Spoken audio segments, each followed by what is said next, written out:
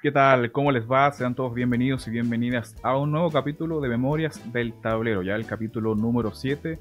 Y hoy tenemos la presencia de uno de los entrenadores más ganadores, el más ganador de hecho, de títulos de liga. Fue parte del club más avasallador del último tiempo, como lo es la Universidad de Concepción. Y hace pocos días ya se oficializó su llegada al Club Deportivo Valdivia. Así que sin más, demos comienzo a este capítulo junto a el entrenador Cipriano Núñez. Entrenador, ¿qué tal? Muchas gracias por estar junto a Hola, nosotros. no, encantado, un gusto estar en tu programa y bueno, que es interesante esto de dar a conocer nuestra actividad también. Entrenador, hoy estoy solo, no está Gerardo Isla por motivos laborales, así es que le mandamos un saludo también a Gerardo, que quería ser parte de esta entrevista hace harto tiempo, pero bueno. Entrenador, quería partir preguntándole sobre sus inicios en el deporte. Se sabe por ahí que la natación y el waterpolo fueron esos primeros acercamientos al deporte, ¿no? ¿Cómo se da eso? ¿Y cómo usted en algún punto de su vida deja eso y dedica y pasa a esto del básquetbol? Bueno, cada uno tiene su familia, su lugar donde nace, familia y ubicación en este caso fueron determinantes. Mi familia siempre estuvo un poquito ligada al deporte, a mi padre le gustaba mucho, era marino y a la vez deportista. Y también se da que en el norte, justamente donde terminó él en Arica, y ahí se retiró de la Armada también y se dedicó a otras actividades. Eh, Después de haber estado en Pisagua también, llegamos los últimos años, porque era marino, estaba destinado.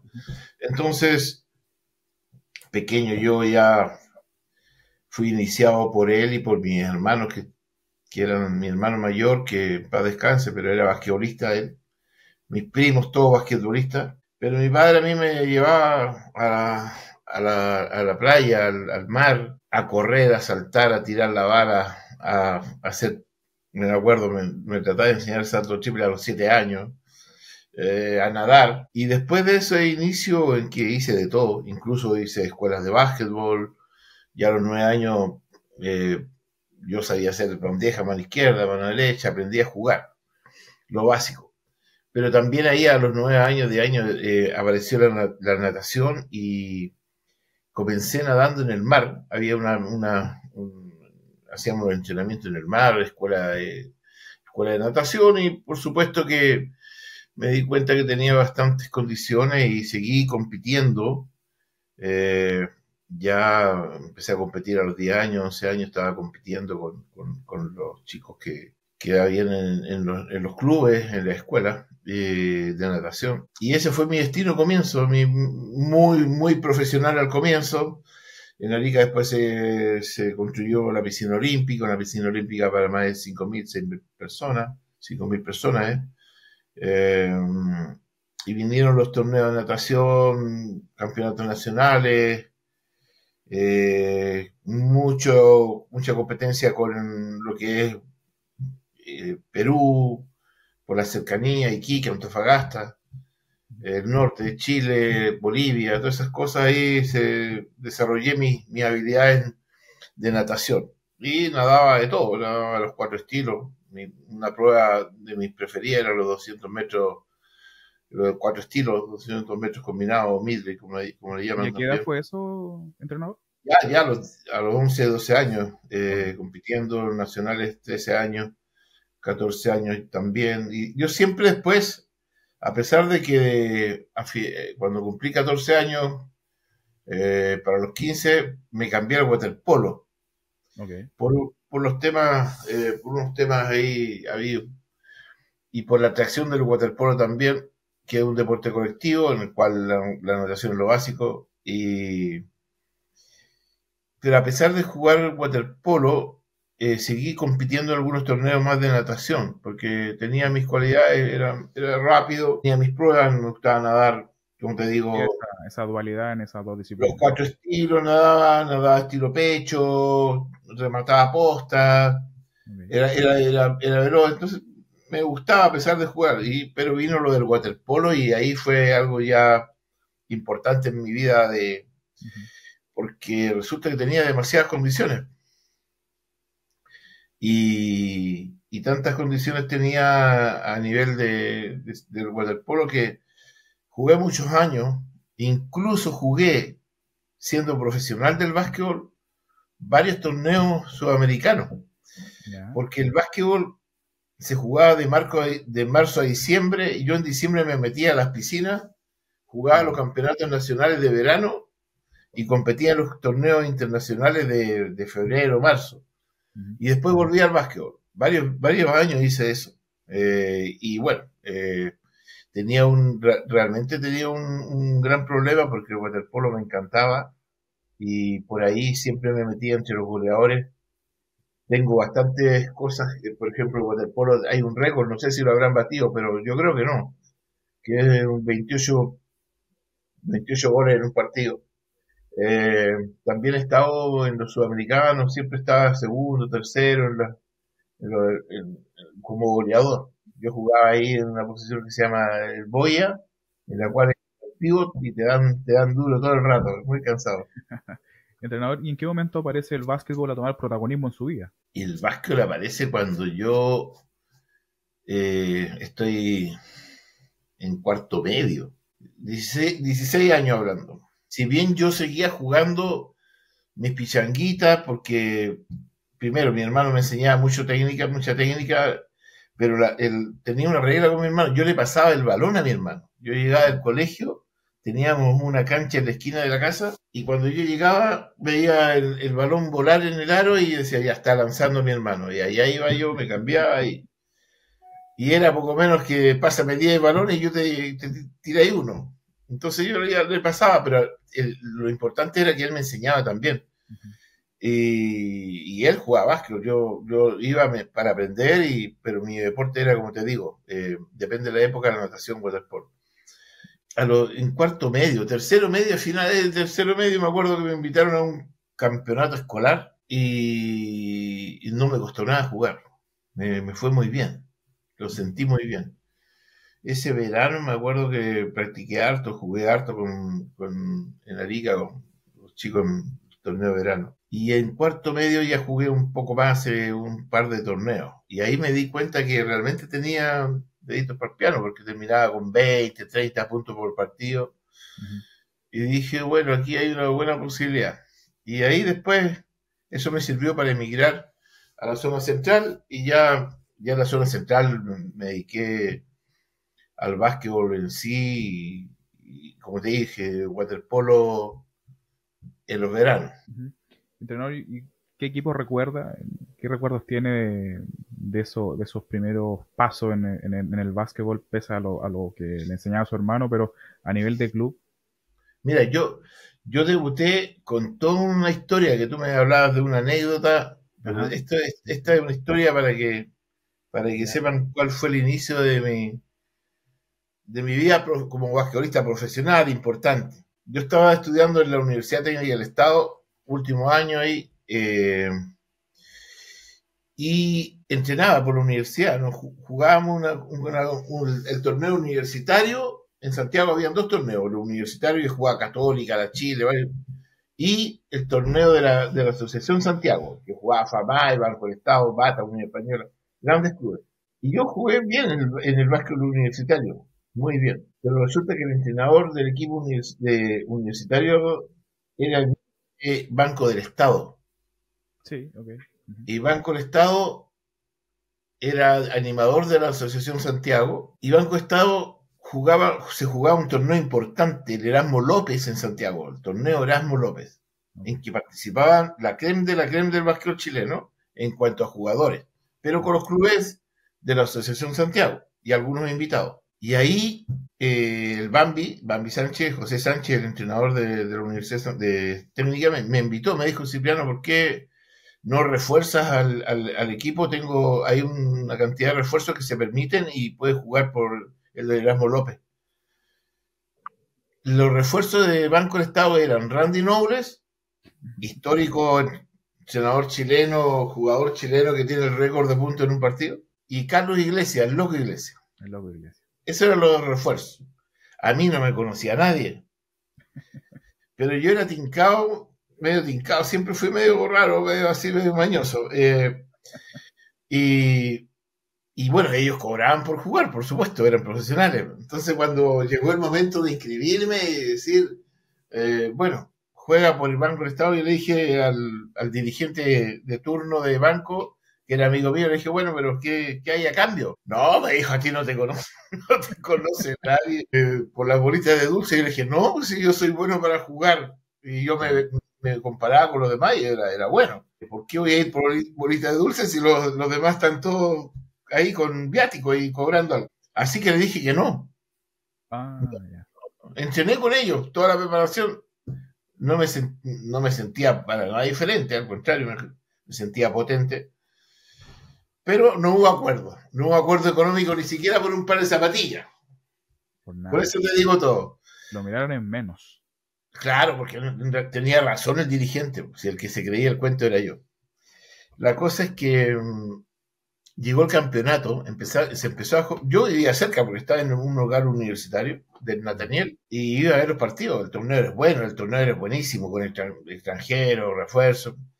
Y resulta que a la final llegó Banco Estado contra FAMAE. FAMAE está el grupo de Manuel Herrera, Iván Herrera, está Daniel Mas, que en paz descanse, un uruguayo de León, peruano Mesa, tenía un equipazo. Y Banco Estado, nosotros teníamos a Julio Córdoba, Pedro Sartori, Patricio Olmedo, Alastuey, Manman, más el Loco Iglesias y Randy Noble. Así que ese era el equipo de Banco del Estado. Y resulta que un día en la final terminan empatados en puntos, así que se va a un partido extra. Y en ese partido extra el Bambi me habla, me dice, Cipriano, ¿por qué no jugáis la final? Bueno, ahora todo esto se jugaba gimnasio dado vuelta, repleto, no cabía un alma en esa cuestión. Y yo le dije, no, pero ¿cómo? Si yo les pedí que aunque sea una zapatilla. Bueno, llegó el dirigente de Banco Estado y bueno, llegó y hicimos un arreglo. Y yo fui a entrenar un día antes de la final, de nuevo, los conocía a todos los jugadores, ¿sí? Y entrené, y llegó el día del partido. Final del Banco del Estado contra FAMAE del Erasmo López. Repleto, la mitad del gimnasio era de FAMAE, la otra mitad de Banco del Estado, todos cantando con pompones y con todas. Y ahí estaba yo, que no había pisado nunca un partido de básquetbol profesional. Termina el primer tiempo y termina, creo que empate o por uno de los dos equipos. Se jugaban 20 minutos, ¿eh? Entonces me dice el Bambi, me dice, Cipriano, después de una charla, me dice, Cipriano, anda a calentar porque vas a entrar. Y ese fue mi debut. Entré jugando el segundo tiempo y no salí más. Tiré 3 tiros a la cancha, eché 2, bajé mucho rebote. Era un lujo jugar con el Loco, con Julio Córdoba, Pedro Sartori, con el Randy, el otro era yo, o pescando con Pato. Y la verdad es que entré, jugué los 20 minutos, salimos campeones, ganamos por 15, y de ahí no paré, porque después vino el Domani y salí elegido el mejor jugador del Domani. Y bueno, ahí con esos pergaminos, el próximo año, el próximo torneo firmé por Banco del Estado 1, y después cumplí el sueño que tú me decías, ¿cuál era tu equipo? Mi sueño siempre fue jugar por la Unión Española de Santiago, que es un equipo que en la historia del básquet chileno en un momento ganó más de 12, 13 torneos seguidos de la Asociación Santiago, histórico, con jugadores históricos de aquellos tiempos, como extranjero, Baker Butte, José Miller, me acuerdo, Arismendi. Yo lo leía eso. Imagínate que yo lo leía, no tenía ni siquiera. Estaba jugando waterpolo cuando yo leía eso. Entonces siempre me fijé que era un equipo ganador. Entonces dije yo, si alguna vez juego básquetbol, me gustaría jugar. Y cumplí mi sueño. Jugué un año por la Unión Española y después me fui a Bata. Sí, no, ahí en Bata la rompí. También llegué estuve 2 años en Bata maravillosos. tenía mi propia barrita en bata y era muy joven, pero lo disfruté mucho. Y después me fui a Conce. Pero como dices tú, ese fue mi inicio. Imagínate ese fue mi debut en el básquet profesional en una final en donde, bueno, te cuento por qué yo nunca sentí nervios, ¿ya? O sea, date cuenta cuando el Bambi me dice a mí, anda a calentar, yo me fui a la cancha con un compañero de apellido Vilches, y él me pasaba la pelota, estaba en el gimnasio, no había nadie más en la cancha, los dos no, y el público, y a ¿quién lo conoce? La cosa es que, bueno, yo te diré que yo en el waterpolo, en Arica, fui estrella del waterpolo, y jugamos campeonatos con 4.000, 5.000 personas o sea, nosotros jugamos algunos torneos nacionales, finales de torneos nacionales de waterpolo con la piscina de Arica repleta, llena. Y tú terminabas de jugar, yo era goleador, te sacaban en anda, me sacaban en anda, así, con la banda cantando y todo. Así que Ahí sí para mí el tema de pánico escénico no existía. La verdad es que con el waterpolo lo pasé muy bien. El waterpolo en Arica era una locura en esos años. Nuestra piscina era una de las más hermosas de Sudamérica. Y bueno, eso fue el motivo por el cual cuando yo tiré mi primer tiro lo convertí. Me acuerdo que Daniel Mas, en mi primer balón que yo recibí, Daniel Mas me miraba diciendo, ¿y este quién es? Se echó para atrás y le clavé el primer tiro. Nunca me voy a olvidar de eso, me quedó grabado. Así que, pero bueno, es una buena historia. Oiga, entrenador, ¿y cómo se da esa transición de jugador a entrenador? ¿En qué momento? En el momento en que yo conozco a mi hermano, yo creo que siempre fui un poquito mi hermano en varias cosas, porque el gordo, mi hermano, jugaba básquet, era muy buen jugador, pero tenía su peso, él era bien, bien macicito. Y así todo, yo lo admiraba porque siempre quedaba en las selecciones y tenía una muy buena mano, técnica de tiro muy buena. Y él después deriva a ser entrenador. Y por lo tanto hizo un gran esfuerzo, iba mucho a las clínicas, asistía cuando venían norteamericanos o a diferentes ciudades, siempre asistía, siempre conversábamos. Entonces él también, cuando yo estaba en la madurez de juego, hablemos cuando, no sé, yo tenía 25, 26 años, él era entrenador de chicas, fue campeón nacional con Arica en femenino, siempre dirigió y me gustaba mucho, conversaba mucho con él y me gustaba mucho esa faceta de poder discutir técnicamente y tácticamente. Después ya empezó, en el final de mi carrera, yo veía siempre el deporte ligado a mi vida, entonces me preocupé, sí, ya de empezar a estudiar, después hice los cursos, pero siempre tuve la imagen de poder guiar un grupo a un equipo. Me hubiese gustado también probar en el waterpolo, que tiene que ver mucho con táctica. El waterpolo es eminentemente colectivo y táctico, igual que el básquetbol, Ujú. solamente que la superficie es otra. Pero son deportes muy tácticos, muy de colectivo, muy de pasarse el balón si no puede jugar. Y la verdad es que tuve una gran carrera como jugador, siempre pensando más que nada en dónde jugaba y ser feliz.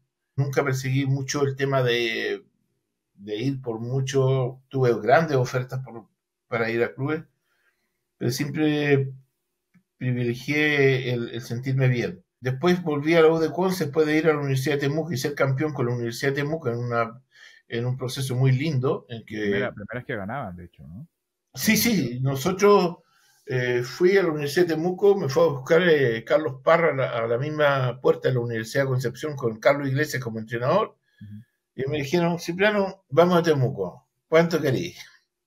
Ahí te le ofrecían algo a cambio, al menos. Yo con todo el respeto del mundo, pero Carlos Parra a lo mejor de repente va a escuchar esta noticia, pero el loco Parra le decía, pero es verdad, ¿cuánto estacionó su Mercedes-Benz afuera de la Casa del Deporte? Salgo yo me mandaron a buscar, salgo yo y ahí mismo en la puerta.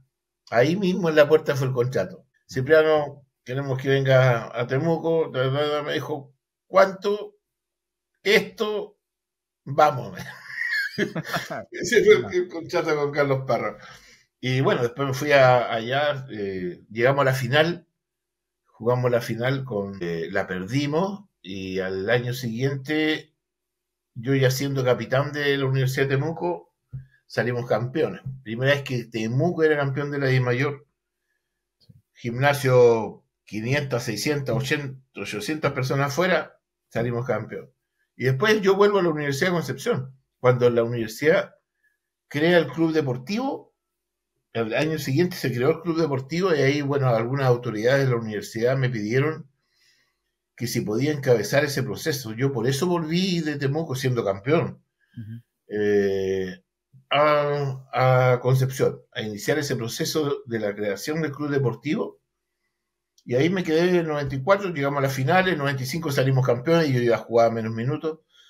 Y ahí ya me retiré. Ya en el 96 tomé el equipo. Y entrenador, bueno, ya trayéndolo un poco más a la actualidad, fue entrenador, como dije al inicio de esta conversación, para mí y para muchos, yo creo que hay un consenso en eso, del equipo más potente, más avasallador que existe en el último tiempo en el básquetbol chileno. Y usted fue parte de un tricampeonato de la Universidad de Concepción, fue campeón en Valdivia, después fue campeón en Quilpué, si no me equivoco, y el último fue en Conce, ¿no? Si no me equivoco. Entonces, En Conce. ¿Cómo fue ese proceso para usted? ¿Pensó en algún momento que eh, como director técnico se iba a consagrar como el técnico más ganador de títulos de liga con el equipo que también le ayudó mucho en el tema del básquet? es que yo hice, hay una cosa anterior a esa que es muy fuerte, que tiene que ver mucho con las capacidades de uno. O sea, tú tienes que, en un momento determinado, saber valorarte. Y para mí, esa pasada por Temuco, desde que yo me voy, porque la verdad es que nosotros habíamos fracasado cuando fuimos a Naval. Con Naval se hizo un equipo que se supone que iba a ganar, estuve varios años ahí, no ganamos, pero mi ida a Temuco, ya no siendo tan joven y todo el tema, pero no creo que haya sido mis mejores momentos, pero sí en la madurez, en lo conceptual de cómo ganar un campeonato, sí lo tenía. Y desde ahí, desde que yo llegué a Temuco hasta toda esa década de los 90, Ujú.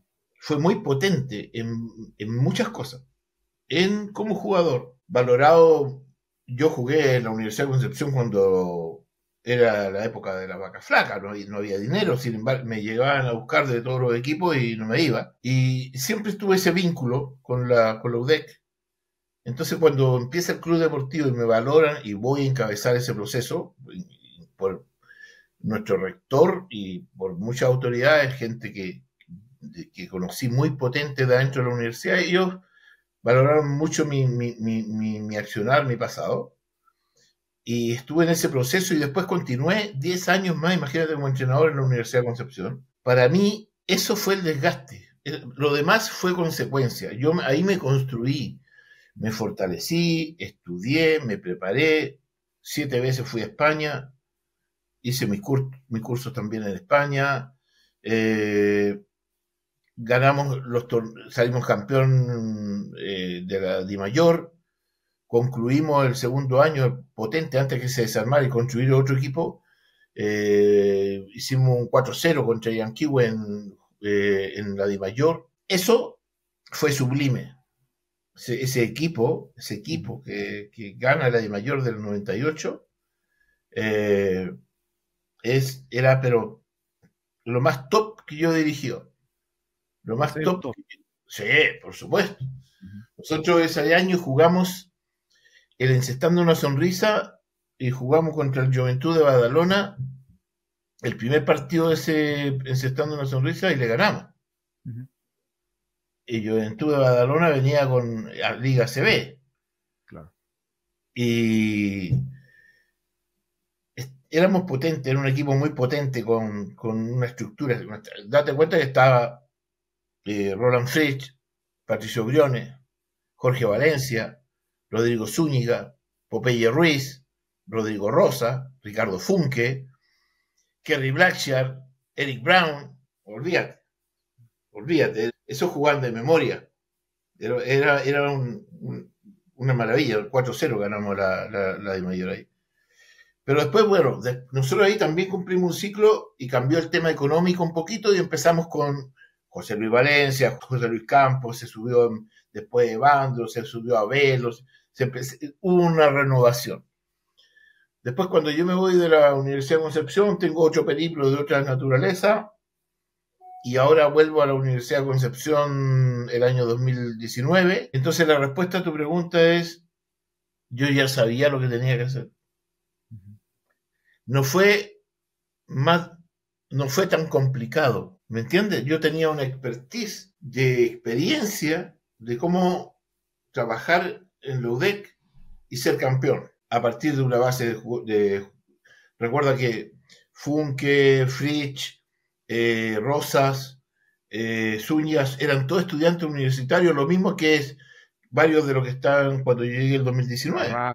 Entonces, yo de ese tipo de procesos ya sabía, ya conocía, y cuando vuelvo, las cosas se dieron, se manejó bien la situación, yo tenía mucho protagonismo en la construcción de esto, porque la verdad que cuando yo llego al 2019 no había nada.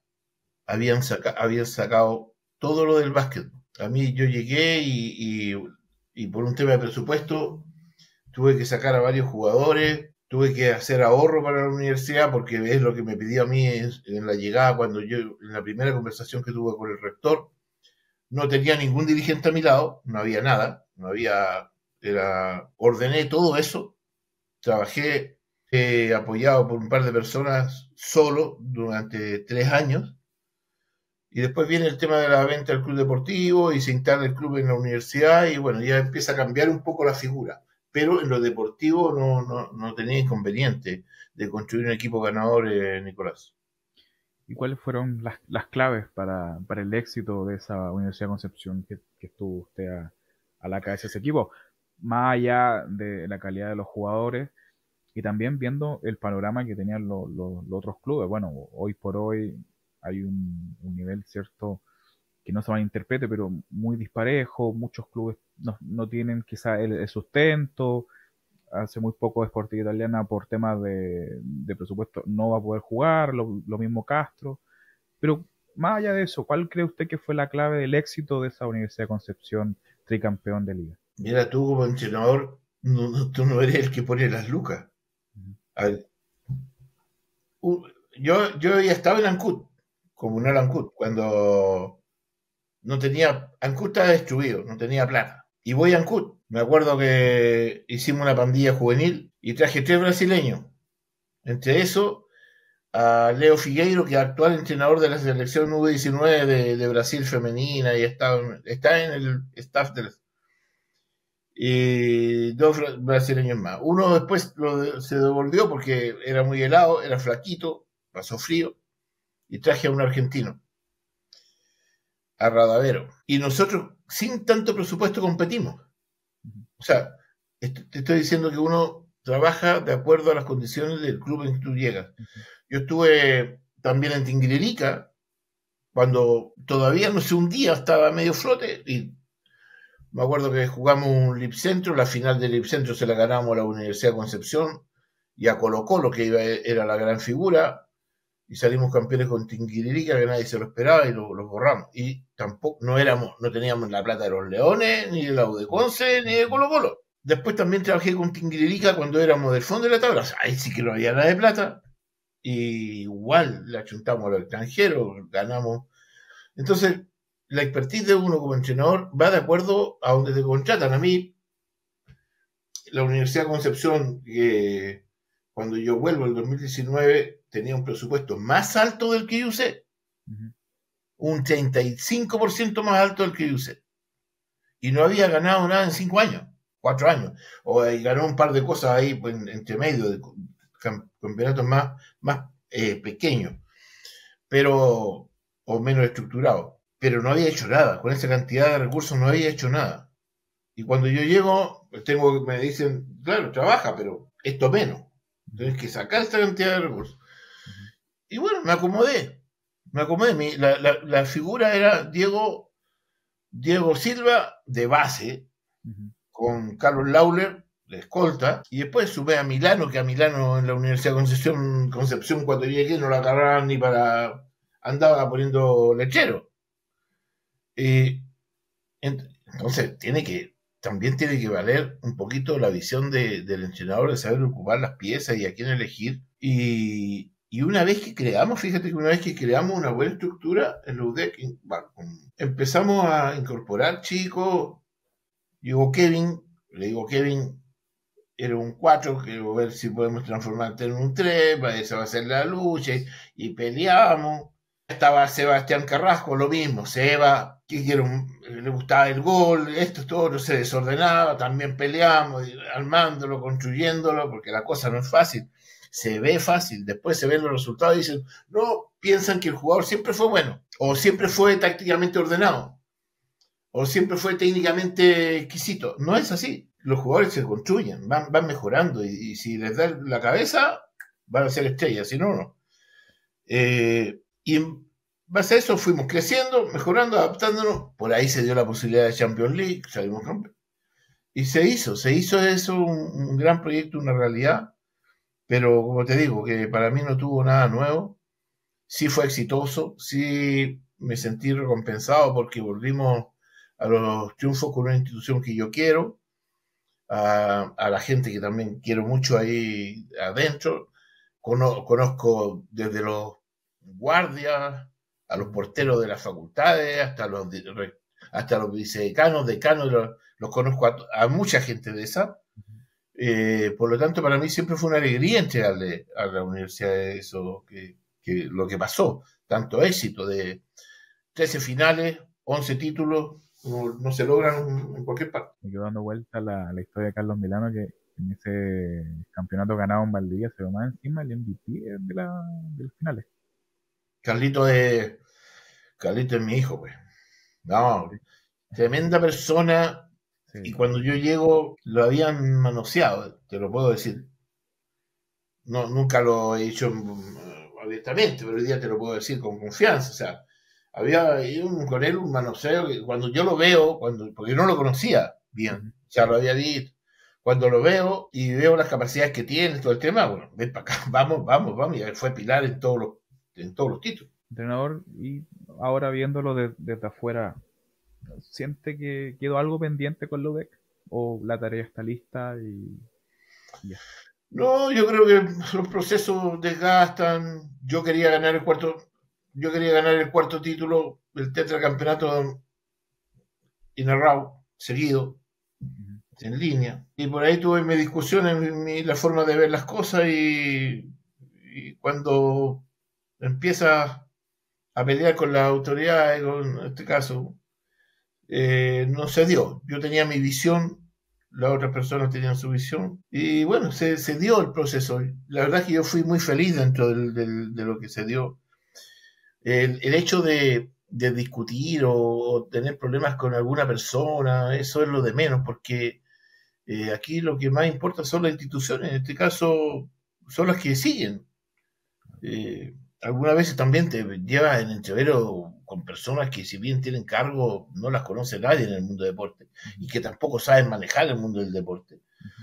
Y también de repente te encuentras con que hay instituciones que también son eminentemente burocráticas, que para pedir un tape, poco menos que tienes que mandar un memorándum. Entonces, claro, te calentáis y por ahí pasan cosas, pasan. O sea, Ujú. te podré contar unas historias muy fuertes en relación a eso, pero no lo voy a hacer ahora. Pero, entrenador, ¿fue una salida en malos términos? Fue una salida, eh, o sea, económicamente acordada, pero una Ujú. salida que yo vi venir, o tampoco la quería discutir, a lo mejor podía haber tenido alguna base, pero no, las cosas suceden y para mí, yo de toda mi vida he estado acostumbrado a los cambios. Soy un patiperro del deporte y he estado en muchas ciudades, en muchos clubes, he estado en muchos países, he visto el básquetbol bueno, del malo, de todo. Así que no me voy a hacer problema porque un día no estás donde tú quieres. Bueno, y tras la salida de Universidad de Concepción llega a la isla grande Chiloé, Ancud, toma un equipo y lo convierte en campeón de la Copa Chile después de tanto tiempo, bueno, por primera vez, si no me equivoco, pero no celebraban hace bastante tiempo la gente ancuditana. ¿Cómo fue ese proceso en la isla? Porque aparte que es Abancud, también tiene una hinchada que exige, exige y exige. Sí, pero la pata de la mesa, son varias patas de la mesa. No, eh, la hinchada es una Ujú, que yo cuando dirijo ni la escucho. ujú. Cuando gano, No, levanto claro. las manos, la estimulo. Cuando pierdo, partido concluido, me voy. Ujú, La verdad es que no es mi gran problema la hinchada y si ellos gritan y uno está inconforme, es un problema de ellos. El tema es que tú eres un trabajador y eres el de la orquesta. Po. ujú. Tienes que hacer que todos toquen bien, que bailen bien. Entonces, voy ahí al hecho de que por lo menos, por lo menos en Ancud, en un comienzo, se fueron dando las cosas que yo pedí. Claro. O sea, yo, la estructura de jugadores, los extranjeros, ya tomamos, pero me di cuenta de varias situaciones, me di cuenta de que tenía un Franco súper aporreado, muy desgastado, que no había parado en 2 años prácticamente, y que no estaba en capacidad de entrenar como yo quería. Ujú. Y Franco, la verdad es que yo lo quiero un montón, pero él no estuvo, no estaba sano. Tenía un montón de problemas en las plantas de los pies, no solamente en una, en las dos. Después tuvo problemas de desgarro de la cadera. Y nuestro jugador más importante, por lo tanto, siempre fue un poquito irregular. Y pasó que... ¿Y por qué se dio esa Copa Chile? Porque se alinean los planetas. Ujú. Se alinearon y se alineó un Franco que tuvo 3, 4 semanitas buenas, con un par de pinchazos también por entre medio, que veníamos jugando cada vez mejor, que leímos muy bien a los rivales y que llegamos todos en un buen momento. Y ganamos la Copa Chile, creo que físicamente, técnicamente, tácticamente muy bien, psicológicamente bien, Ujú. con unas muy buenas lecturas para jugar con los rivales de turno. Y la final con los Leones fue espectacular, porque la verdad es que ahí fijamos unas pautas que yo dije, bueno, si me escuchan, yo creo que podemos ganar. Y si no me escuchan, si se ponen el tarro los jugadores, va a ser difícil.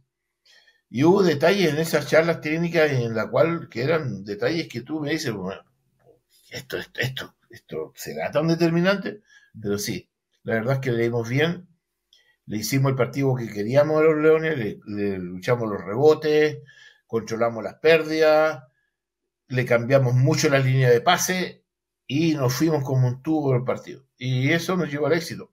Pero no siempre se daba esa química ni tampoco se daba esa lectura. Después vinieron los peores momentos de Ancud, fue el desgarro De de Franco. Franco, la lesión que lo tuvo más de un mes y medio fuera. Tenemos que pensar que Franco volvió en marzo. La pérdida de Woods, que Woods después de que salimos campeones tuvo una oferta que ya, se fue, ya, ándate. Después el caso de Peña, que Peña, tremendo jugador, tremenda persona, y está bien que luche por más dinero, y al final eso es lo que quería el representante, la gente, y cada 15 días, 10 días me mandaba la gente que tenía ofertas de diferentes partes por más plata, al final terminó saliendo. Y después vino la fractura de Vergara, Claro, sí, verdad. y al final tú te dices, esos 4 eran titulares en la final de la Copa Chile, Ujú. ¿cierto? Y yo miraba el equipo en marzo y yo decía, me cambiaron el equipo, weón. Claro. Me cambiaron el equipo. Tuve que traer a Agustín López y hacerlo jugar el titular 7 partidos seguidos. No lo hace mal, no está bien.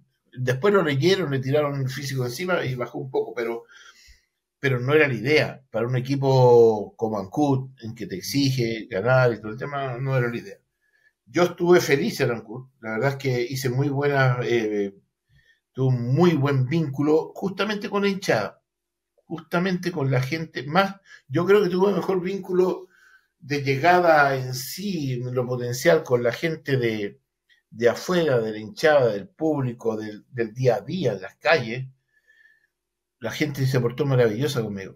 Ujú. No así a nivel dirigencial, que no siendo ellos malas personas, dieron el enfoque, porque el tema económico es importante. Cuando las cosas económicas empiezan a, por ahí, cuando tú empiezas a ver que no logran conseguir lo que querían económicamente, también se empiezan a preocupar. Lo encuentro sano. Ujú. Yo no digo nada por eso. Pero la peor realidad de Ancud fue esas cuatro cosas. El cambio de extranjero, que a media temporada no es fácil porque todos los países están jugando en febrero, no es fácil de conseguir buenos jugadores.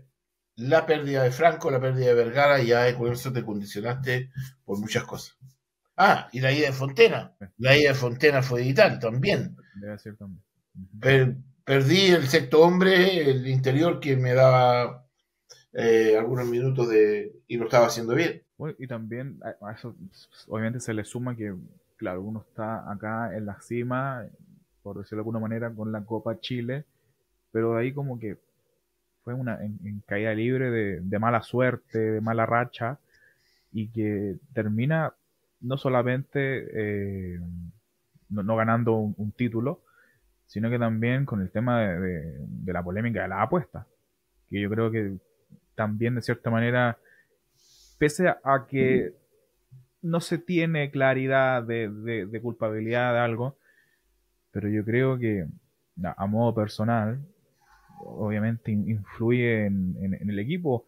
Hace pocos días Ricardo Armijo filtró unos mensajes que le llegaban sobre personas que le incitaban a apostar a él y decía, yo no tengo nada que ver acá". Entonces el tema de la apuesta, de las apuestas ya está instalado, la liga está trabajando en eso, pero obviamente también yo creo que influyó mucho a que el ciclo de Cipriano Núñez, pese a que escapaba de sus manos, no terminaba de la mejor manera. No, mira, yo no creas, no creas. Mira, hay cosas que son importantes. Primero, el manejo que le di al plantel cuando esto sale al aire, yo creo que hice un gran esfuerzo yo y fue correcto. O sea, a los jugadores, yo creo que otros clubes, si no tienen también la expertise no sé, que le pusimos al cuerpo técnico, no solamente yo, sino al cuerpo técnico entero, eh, de manejar esta situación, de saber enfrentar los problemas, porque es un problema más y hay que saber enfrentarlo y solucionarlo o vivir con él, dejarlo llevar. Lo hicimos bien, yo creo que lo hicimos bien. Seguimos jugando porque esto llegó hasta antes que fuéramos campeones. Ya los rumores, todo. Ujú. Pero llega un momento en que tú sabes que cuando nosotros íbamos a jugar prácticamente la final de la Copa Chile, llegó la PDI al entrenamiento. Llega un entrenamiento y me sacan a un jugador. ¿En serio? Imagínate lo que significa, o sea, lo desagradable que es que tú estés entrenando, que llega la gente de la PDI con la placa, ¿cierto? De PDI, que se la ponen como si fueran campeones mundiales. Entonces se ve ahí, entran y después más encima te llaman y no, es muy desagradable. ¿Y eso, Es eso muy fue desagradable. sabido? Eso, al menos yo no tenía idea de eso. No, eso fue así. Sí, da lo mismo que si fue sabido o no. El problema es que el impacto que te provoca en el plantel, Ah, obvio. pero si nosotros hubiésemos querido hacer de eso, no sé, pero no me interesaba Ujú. a mí me interesaba que el equipo siguiera jugando, rindiendo y eso. No lo manejamos mal. La presión la tuvieron los jugadores en lo personal, pero en general no lo ventilábamos ni nos hacía mucha sombra en el día a día ni en el camarín. Por eso te digo que lo manejamos relativamente bien. Pero también tú te preguntas, hay cosas de fondo en esto, porque si bien la liga tiene un reglamento en el cual hay algunas señalizaciones respecto al tema de la apuesta, esto tiene que cambiar. O sea, voy al hecho de nosotros la legislación vigente, qué gran información existe respecto a las apuestas. ¿Quién puede jugar y quién no puede jugar? Que no lo venga a dictar la liga, si lo tiene que dictar la Constitución, la ley. Ujú. Entonces, nosotros estamos preparados en estos momentos para una gran problemática de esa naturaleza. En Estados Unidos, jugar en el deporte profesional, en Estados Unidos, cada sello jugáis $100. ¿Quién gana? Listo. O sea, llevan el tema de jugar en el alma. Está ahí. Hay una legislación. Nosotros tenemos que mejorar mucho en ese plano. Porque, o sea, estoy cometiendo un error. Yo, si tú me preguntas, ¿a quién le apostarías tú? ¿A León o a la Católica? Soy entrenador de liga. ¿Qué puedo hacer yo? ¿Quién dice por ley qué puedo o no puedo hacer yo? ¿Puedo yo jugar? ¿Puedo decirle a mi señora, oye, juégale $100 a la Católica siendo yo entrenador de liga de un club? O si me pregunta ella misma, ¿le puedo jugar a tu equipo? ¿Puedo decirle yo, juega o no juega? No tenemos ninguna cultura respecto a esto. Más encima tenemos sponsors que son casas de apuesta y la tenemos en la camiseta. Entonces, hay cosas que tienen que definirse más allá incluso de lo que es la Liga Nacional, sino que el deporte nacional en la legislación vigente respecto al tema de las apuestas. No sé, ¿hay alguna parte explícita donde dice un jugador que no puede jugar? No, o sea, hay temas morales, éticos, todo lo que tú creas, pero también tiene que haber un tema que es lo legal. Y mezclarlo bien con la liga. Ahora, el otro tema es el siguiente, y vamos a ser sinceros, yo también te lo comento porque para que lo sepa la gente de la liga. O sea, yo voy a un club como Ancud y llega allá, empieza a pasar el tiempo, empieza el tema de la apuesta a oídas y resulta que dicen que en Ancud hace tiempo pasaba eso, hace tiempo aparece. Y yo mismo lo he conversado con el presidente de la liga, que era el presidente del club el año anterior, claro, y el gerente de la liga, que era el gerente de la liga el año anterior. Entonces mi pregunta era, ¿por qué no se había hecho algo antes, ellos mismos, con los otros presidentes de liga? O sea, aquí también hay un tema de tiempo que, no sé, hay muchas personas que tienen que responder cosas, no solamente los jugadores. Entonces, no, es muy difícil y esto está para largo. Y yo creo que, no sé, dicen que hay pruebas y todo el tema, pero vamos a ver qué legislación permite eso. Esperemos que obviamente se aclare por el bien del deporte, ¿no? Porque lo que le iba a decir también que no solamente quizá el jugador, el dirigente, el entrenador, estoy inventando, tenga ese protagonismo en la apuesta, muchas veces están los palos blancos, ¿no? Entonces, por supuesto, obviamente es un tema para largo. Hay un programa que hizo Carlos Soto y Esteban Garay sobre el tema de la apuesta, está muy interesante, así que bien. Y ya, entrenador, para ir cerrando ya, hace poquito llega al Club Deportivo Valdivia, uno de los clubes más importantes del básquetbol, ¿no? Y como lo hemos conversado, no es primera vez que le toca un club que no está bien económicamente, no es primera vez que le toca un club que de momento creo que el único confirmado que sigue con contrato es Eric Carrasco. Ya no está Gerardo Isla, hay varios jugadores que ya no son parte del club. ¿Por qué Cipriano Núñez llega al CDB a tomar este nuevo desafío similar a como me ha contado que le había pasado en otros clubes? No. Lo que yo te contaba adelante era lo siguiente. Yo voy siempre transparente a donde llego, como lo hice en todas partes.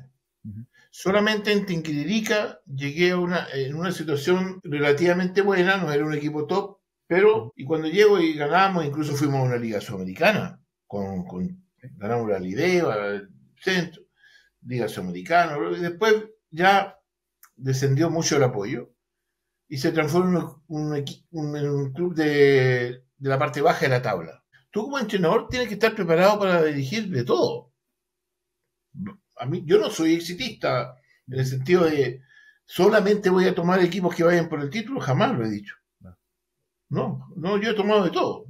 Entonces, en el caso de Valdivia, primero, ya estoy de rojo ya. Llevo bastantes días. Yo te digo que antes de que cerrara mi círculo con definitivo, con Ancud, ya tenía conversaciones con dos o tres clubes que habían llamado y que tenía contacto. Preguntándome dónde iba y todo. Pero de repente apareció la posibilidad del CDB y por ahí triangulo unas conversaciones y llego a conversar con la directiva. A empaparme primero de la realidad del club. Y la verdad es que me encuentro con varias cosas sorpresivas y positivas para como yo soy. O sea, si a mí me dice que vamos a pelear el descenso, que por no descender, vamos. Si las arcas dan para pagar un equipo de ese tipo y se me antojó a mí como entrenador aceptar y yo quiero hacerlo, lo hago. Y yo llego a un club en que veo 7 personas, 6 en presencia, un directivo de los que estaba afuera, y tengo reuniones y los voy conociendo y los encuentro espectaculares porque son personas que vienen de abajo, vienen muy, muy motivadas familiarmente al club, ligadas familiarmente al club. Ya algunos crecieron yendo a ver el CDB y que hoy día son profesionales, algunos profesores, otros ingenieros, otros, ¿me entiendes? Entonces, y los ves con ese corazón y esa mística en las reuniones de querer hacer cosas y demostrarte que han hecho gestiones. Y tú ya, entrenador viejo, entrenador de años, o sea, de repente me empezaron a motivar mucho ellos. ¿Me entiendes? Y nos fuimos de la mano en varias cosas. Yo viajé, volví, o sea, hasta que de repente empezamos ya a tener puntos de encuentro positivos y establecimos un cronograma de actividades y nos propusimos una serie de reuniones que fueron las últimas, en la cual ellos tenían que tener una presentación final, posturas finales, y yo también, y algunas personas que están vinculadas también a mi gestión, también asistieron y llegamos a trabajar. Llegamos y avanzamos, se mostró todo, hubo puntos de encuentro y dijimos ya, vamos.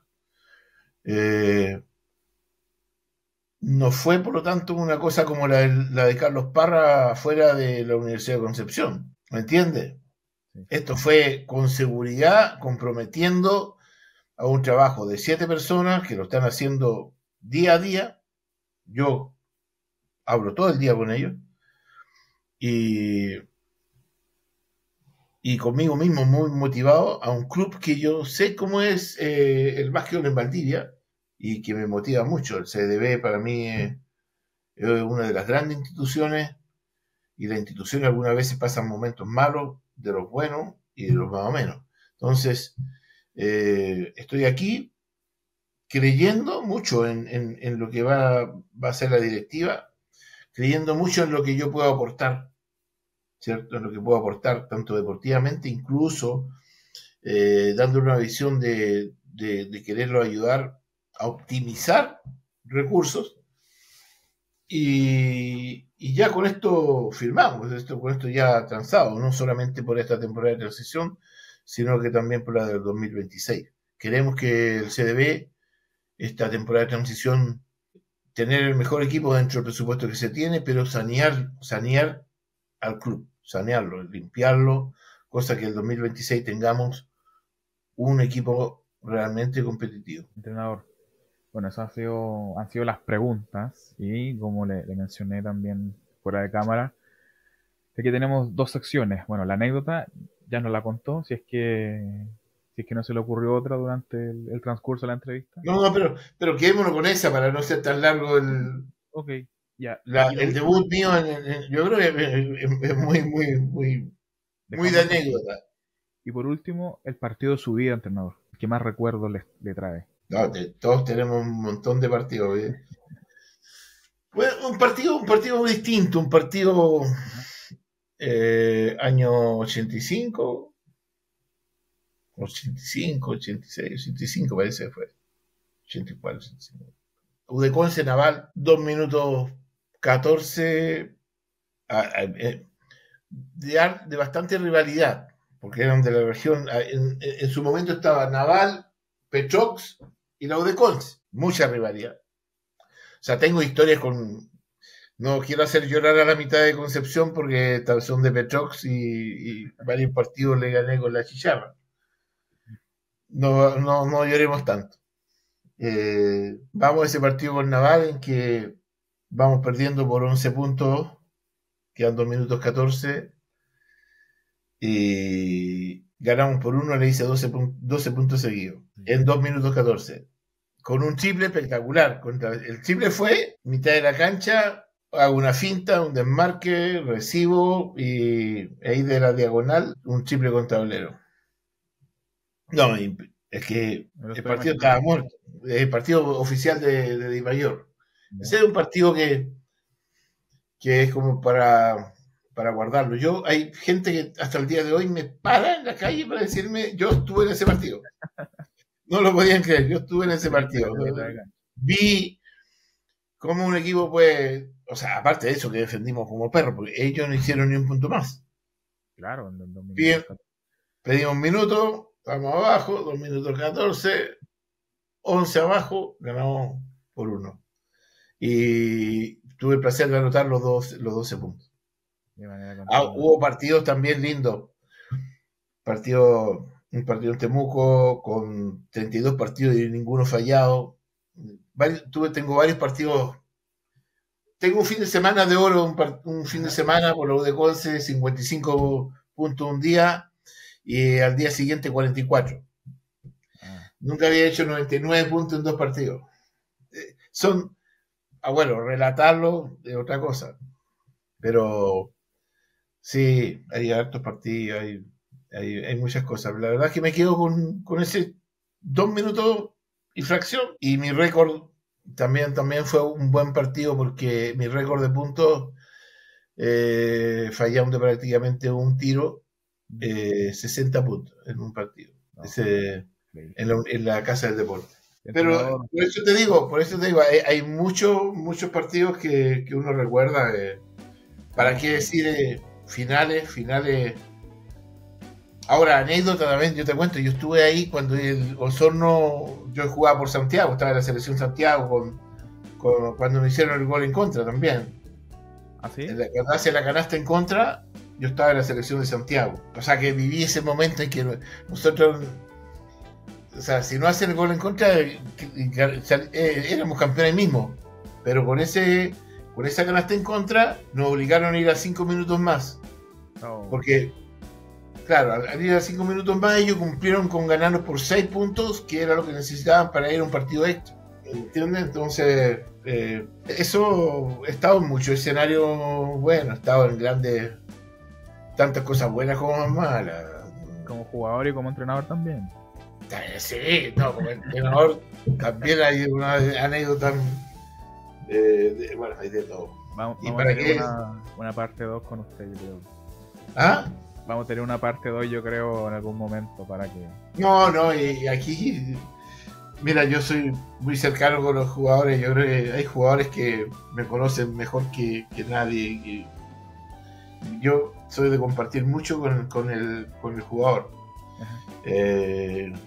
Y ahí hay un millón de anécdotas. Entrenador, bueno, primero agradecerle por su tiempo aquí en Memorias del Tablero. Segundo, desearle mucho éxito en este nuevo ciclo en el Club Deportivo Valdivia. Obviamente, yo creo que todos esperamos que el CD pueda repuntar y obviamente devolverle el protagonismo que merece el equipo valdiviano. Así que muchas gracias.